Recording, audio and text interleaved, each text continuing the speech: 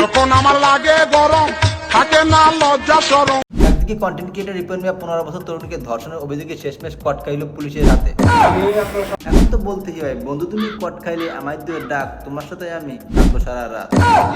একদিকে সমকামী স্যান্ডিসার মুখে মুতে দিল আমাদের টুকাই মামু। ও আমার উপর মূত্র ত্যাগ করেছিল। অন্যদিকে গোপন সূত্রে খবর পাইলাম এক মেয়ে থেকে নাকি রাতারাতি ছেলে হয়ে গেছে। আগে নাম ছিল কেয়া, এখন বর্তমান কি নাম আছে? আব্দুর রহমান কাবির। এই ভিডিও দেখার পর আমার কিছু পাগলা ভাই ব্রাদার তারা কখনোই বিশ্বাস করছে না কি করে একটা মেয়ে থেকে ছেলে এগুলো। এখন তাদের মনে একটাই কিউরিসিটি, তারা ওই শোনা সরাসরি দেখতে। আর এদিকে লেহেঙ্গা পুরো উত্তাপ ছড়াচ্ছে আমাদের জাতির লিঙ্কাপা জান্নাত।